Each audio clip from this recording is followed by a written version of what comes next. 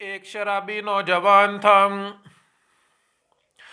ساری زندگی گناہوں میں گزار دی، ساری زندگی سیاکاریوں میں گزار دی، کبھی نہ مسجد کے قریب سے نہ گزرا، کبھی قرآن کھول کے نہ دیکھا۔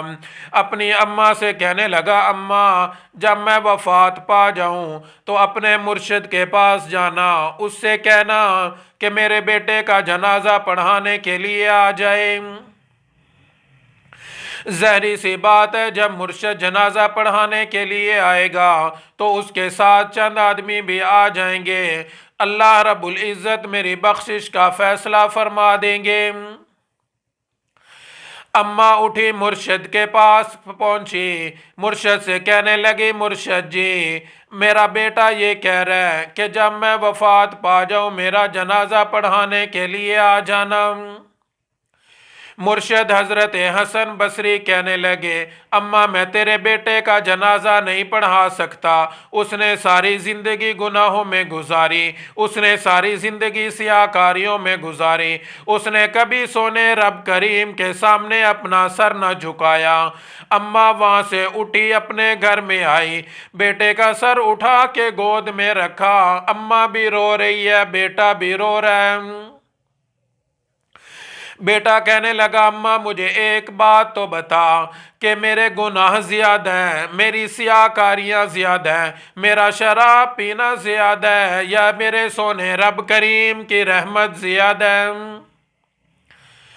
اماں خاموش ہے، اماں نے کوئی جواب نہیں دیا۔ بیٹے نے اگلا سوال کیا، اماں مجھے ایک اور بات تو بتا، اگر میرا سونا رب کریم تجھے ایک لمحے کے لیے وہ قلم تھما دے اور کہہ دے، اے گنہگار کی اماں جا آج تو اپنے بیٹے کے نصیب میں جنت لکھ دے یا جہنم لکھ دے، تو اماں مجھے بتا تو صحیح تو اپنے بیٹے کو کہاں پہ بھیجنا پسند کرے گی؟ اماں فوراً بول اٹھی، اماں فوراً چیخ اٹھی، بیٹا میں تجھے جنت میں بھیجنا پسند کروں گی۔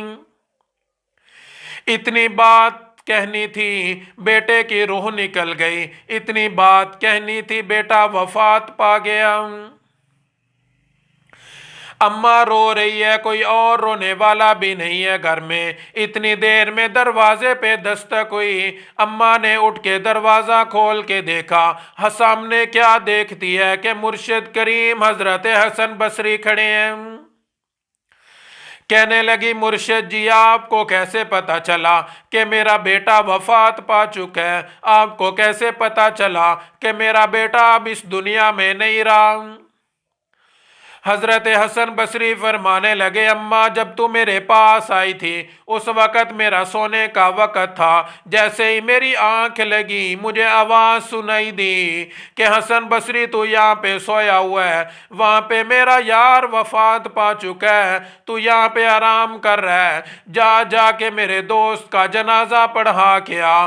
میں وہاں سے اٹھا اور تیرے دروازے پہ پہنچ گیا۔ نوجوانوں، ندامت کے ایک آنسو کا گرنا تھا، شرمندگی کے ایک آنسو کا گرنا تھا، اللہ رب العزت نے ساری زندگی کے گناہوں کی بخشش فرما دی۔